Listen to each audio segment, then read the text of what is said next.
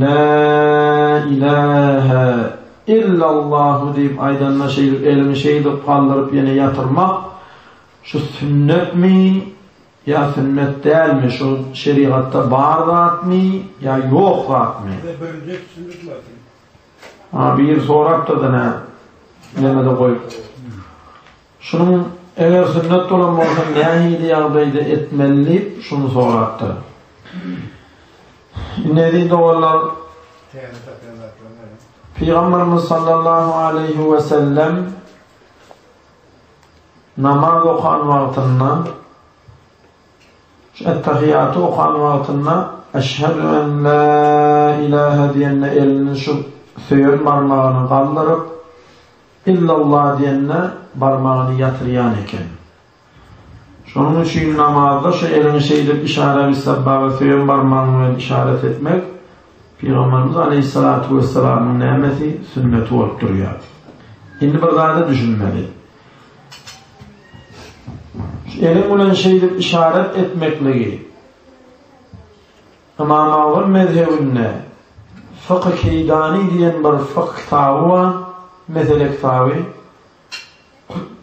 Şu alim namazın içinde ettehiyatıda okan oturanla şu söğün parmağına şeydip işaret etmek haramdır deyiptir.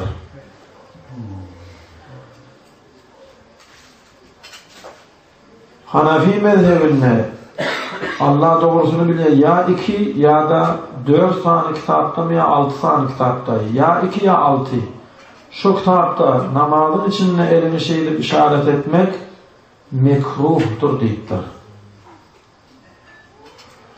İmam-ı mezhebinde gibi tutulayan alimlerden ve sözü dinlenmeyen kitaplardan ya 26 ya da 28 tane kitapta namazın içinde işaret etmek Peygamberimiz sallallahu aleyhi ve sellemin sünnetidir deyiptir.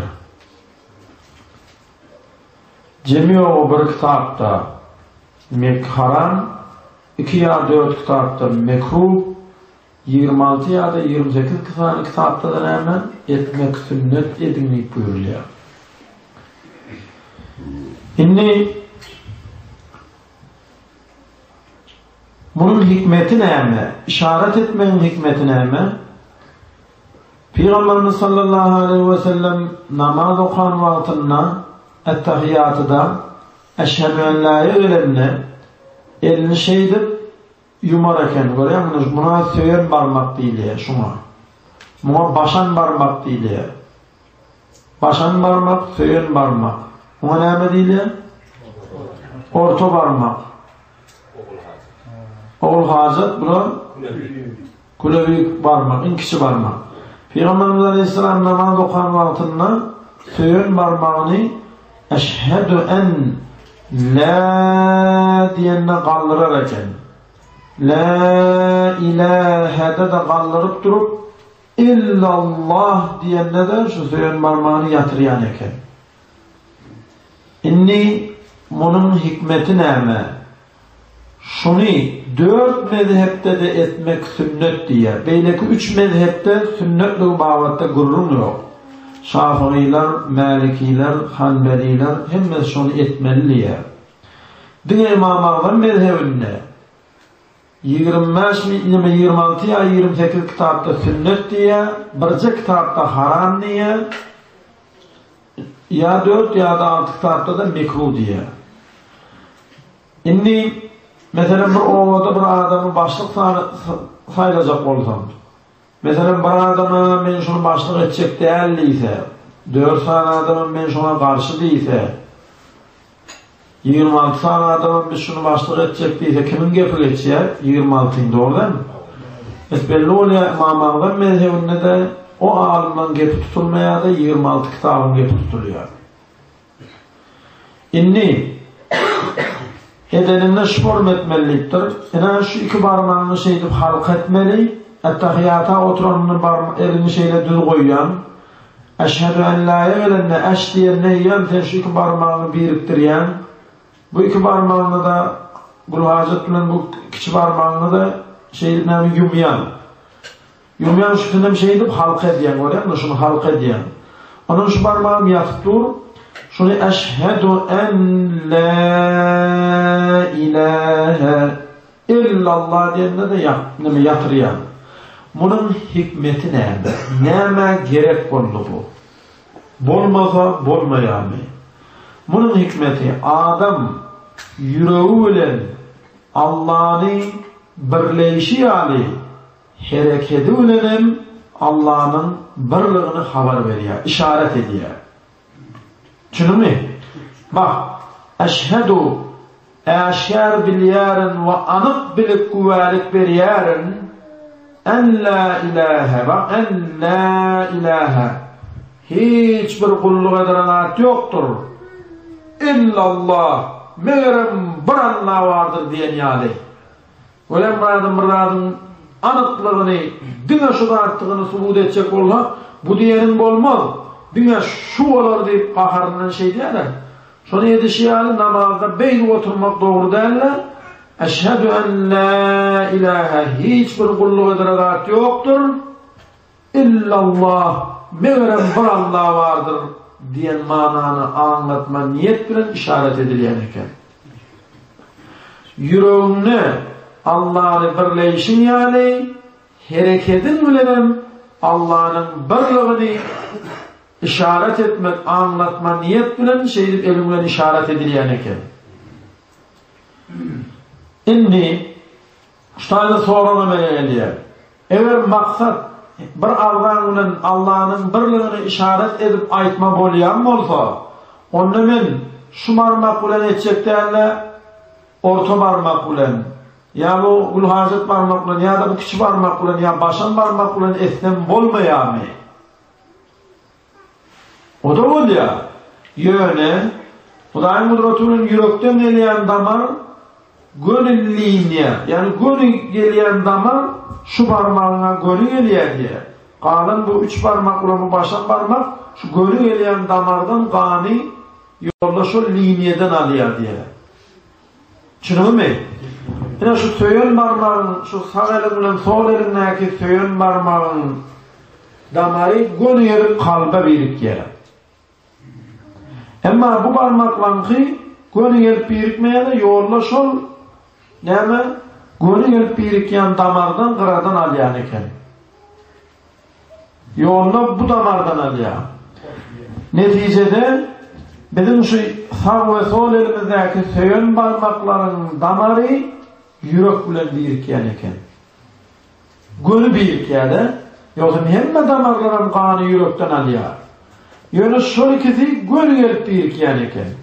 Onda yürek bilen söyön parmağın damarı bir olandan sonra yüreğine birleşin yani elim bilen Hudayın birliğini işaret etmek için şu işaret etmek sünnet ol kalıyor. Bu var. İkinci bir soru. Onda eğer de maksat bu parmaklarının etsem olacak yani bu parmaklarını yürek bilen birikmeyenden sonra şu iki parmak. Peygamberimiz son için şu sağ parmağı olan demeye söylen parmağı olan diye. İnni eğer de söylen parmak olan bolyan olsa onda men sol elimdeki söylen parmak olan etsem bolmayan mı? Sağda edecekler, solunu edecek. O da oluyor yöne sağlıkta bir bereket var. Sağlıkta bir bereket var da şu bereketli eller diye sağ. Sebebi sağ elin ediyen işini sol edip bilenlerdir. Sol el. Ama sol elin ediyen işini sağ el edip başarayandır. Biliyor musun şunu? Sağ elle bir bereket var. Şunun için sağ elimdeki söyün parmak bilen etmeli. Şimdi şu parmağa neyme söyün parmağın değil ya, işaret parmağıdır değil ya. İşaret parmağı değileni ettehiyatı da işaret ederliği için. Bana bir adamı yol orta ona şu taydan giderdin, eylek aylanırdın deyip şu parmağı olan işaret edip korkuderliği için şuna işaret parmağı değil ya. Şuna söyün parmağın değil ya. Ne için söyün değil ya? Arapça şunun adı sebbabe. Sebbabe dediği sökyen parmak. Bir adam olayım Türkmen'de de bir adama kaharayıp söğünne seni eğderin, seni beyderin, seni ay neyem ederin hikayenine şu barmağı bilen şeydi hayvatat yandı. Şu söyleyen vaktinde şu barmağını ulanırlığını söylemiş, şu barmağı söyleyen barmak. Söyleyen neydi? Söyleyen barmak deydi. İnni biz özümüz adım okuyan vaktimizde ustadımızdan soradık. Ustadımız Abdurrahman Abdül Tafir'den soranlar. Fıkh-ı yankı fıkhta geliyor. İmam-ı mezhebinde diye namazda ettehiyyatıda eşhedü en la ilahe illallah'da elini şeyde kaldırmak haramdır dik getiriyor da. Oğlum bu haram diye, bu nehi oluyor, başka kitaplarda da sünnet diye. Onun sonunda bize Şerh-ül Vakaya diye, Muhteserül Vakaya'nı yazan Umeylullah bin Mesud'un yazan kitabı Şerh-ül Vakaya'nın haşiyesinden ve özünden görkezdi. Ama onlardan mezhebinde ettehiyyatıda eşhedü en la'na aydandan eşşeydip iki parmağını yığına, bu iki parmağını yapıp bu ikisine halka edip şeydip işaret etmelerini görkezdi ve beydip yalıp koyup dine göre eşhedü en la ilahe illallah diysenen bolya yönü kovusu şeydip etmektir diye ellerini yığına, parmaklarını yığına. Onun son Şerh-ül Vakaya'da aydiya haşiyetinden Muhyiddin Abdülhayr Leknevi diyen ulama aydiya o üstadımdan bir de bu tayda Fıkh-ı diyen ulamanın namazda işaret etmek haramdır dediği beydip işaret etmek haramdır dediği değil namazın içinde elini şeydip hareket etmek haramdır deyip şu form tercüme ediyorlar. Namazın içinde o kavatı yukan Ettehiyyatıda eşhedü en la ilahe illallah gurrun veriyor adam şeylik gurrun veriyor. Burada katı gurruna kızıp gurrun veriyor. Şu elini şeylik gurrun veriyor. Yani namazın içinde elini şey etmek haramdır deyip son gepini ne diyorlar? Yoruyorlar. Son gepine bir tefsir, tercüme diyorlar. Burada şeylik Fıkh-ı maksadı şeylik işaret etmek haram değildir. Bir de şu dutarçı adamın dutarda yanlışışı yani Fıkh-ı şu tayda gelen yerine yanlışıp haram deyip aydaydı deyip son gepinleme yorum veriyorlar. Onun son Abdülhayr Leknevi diyen ulama aydiya everde ulamalar Fıkh-ı yani şu Keydani diyen ulamanın Peygamberimiz Aleyhissalatu Vesselam'ın ettehiyyatıda işaret eden sünnetine haram deyip sanamasını onun maksadı bu değil. Onun maksadı şey deyip işaret etmek haram. Ya da olduğu tarçının yanlışlığı alır, yanlış koy vereydi deyip alimler şunun gepini şu yoruma yormadık bolsa değil Keydani diyen ulamanın kafirliği açaçan eşkar olurdu diye. Sebebi alim adam anada dursun. Karamaya adamın Peygamberimizin eden işine haramdır deyip aytmana hakkı yoktur diye. Karamaya adam Peygamberin eden işine haramdır deyip aytmana hakkı olmayan olsa alimına hiç vartan Peygamberin eden işine haram demeyle doğru değil eken. Onda Keydani diyen alimin aydiyan o taydaki haramdır işaret etmek diyeni ettehiyyatıda beydu işaret etmek değerle beydu velin kıyımlatmak haramdır dediği. Ya da Keydani diyen ulama tahir bir yanlış koyuverdi. Adam yanlışsız olmalı. Herkes de yanlış olup bilir. Dine peygamberler yanlış bilir. Evliya da olsa adam neyme yanlış koyuverip bilir. Biz bu Keydani diyen ulama yanlış koyuverip haramlardan tanı değil. Hakikatte bu neyme haram değilken. Ve bu haram olsa 26 sene İmam-ı mezhebindeki ulamalar buna sünnet değmezdi. Bu beyleki 3 mezhebe sünnet değmezdi. O mezheplerde kurum yok. Onlarda sünnet. Bizim mezhebimizden ya 26 ya 28 tane kitapta etmek sünnet diye. Ondan şu teyada çıktıkları işlerden tutuyor. Barmak olmasın. İnni azara Atava öğrenmeden sonra o etmen geçtiğinde ne oldu? Ama inni doğru teyada çıktı deyip de buna doğru soralım. Neydi doğrular? Kıynansak da Türkmen halkı odal 70 yıl orasının dövründen odal bir dinler, namazı, tevhidli bir imanlı halk. Böyle 70 yılın doğamından 17. yıllar evvel Yusuf olanından sonra bir fikir edin. Ahun ulamalarımızı kırdılar, baylarımızı öldürdüler, ellerinden baylıklarını alıp Sibiryalı yerlerine sürgün ettiler. Doğru mu? Halkın bayi olmasa, halkın alımı olmasa o halk neymi koyun yali İslam yerine kovarsın, İslam yerine de yatırarsın. Yine şu niyet bilen bayileri ve ulamaları Revel Yusuf'un dövrünün hemen kırgın yok ettiler. 70 yılın devamında bizde kellesini kaldırıp şeriatı öğreteriyali alimlerimiz olmadı. Gel bağırım olsa şu fakirler cenazanı okumana korktular, sünnet sadakasını etmene korktular. Bir adamın barıp hassasi yatan altında sonra Yasin tebarek okumana korktular. Hatta yaşlılarımız gururun veriye köp adamları cenazasız göndüler diye korkup. Hudaymanlar başına salmasın, başına salsa kıynıyadıyor. Yöne Allah tebarek ve teala öz fazl-ı keremiyle şol 70 yılın devamında kösenen ece kakalarımızın, karrı atalarımızın, ata babalarımızın hormatına Allah Teala 1991 yılda bizim Türkmenistan'ımızın hemen araştırılığımızı kaydık verdi. Allah'a şükür ilkinci yedek öz padişahımız oldu. Yürüyte Türkmenistan öz başlık oldu. Son bir taraf oldu. Devlet derecesinde padişahımız oldu. Kolomuna getirin Eteter'in dövründe devlet derecesindeki apkom ya devlet derecesindeki yukarı hakimlik işine işleyenleri açan devlet derecesinde cenaze koyup gömülüyordunuz. Hiç gömülenlerdir.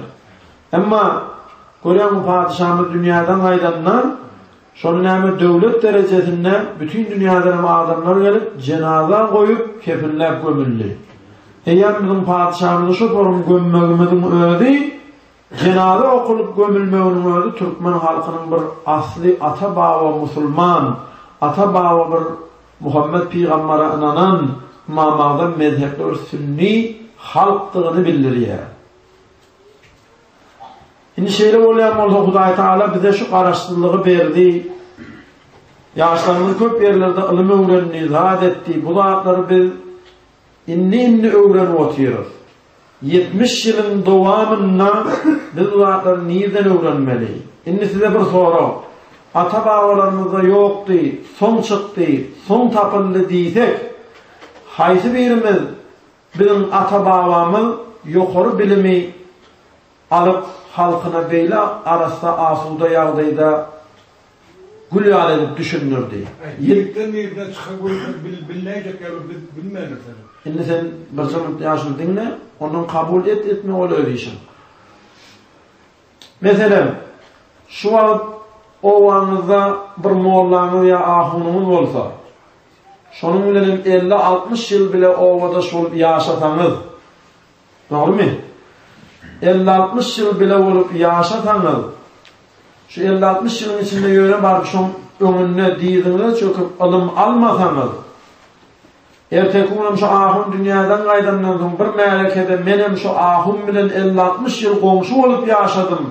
Mene şunu eşidemek, bilemek, sen şu ayyanın doğru değerliysen yanlış arzunuz. Sebebi 50-60 değil, 60-70 bin yıl şuna komşu olup yaşatanam, barıp şundan alım almasan, onun kellesindeki alım sana geçmez. Çünkü mi? Ol bir alımı görenin neyme hayri? Peygamberimiz sallallahu aleyhi ve sellemin dövründe Ebu Cehil, Ebu Leheb yağlı kafirler Peygamberi gördülerim. Peygamberi görmek bilen iman sana geçmeye, tek inanmasan. Alimler bilen oturuşanın bilen, alimlerin her bir ilmi sen kelleğine geçmeye, alimlerin önüne diz çöküp ilmini öğrenmeden. Şeyle olayan olsa, biz ata babalarımızdan, geçen ulamalarımız mesela ahalla çarağını işan geçiptir.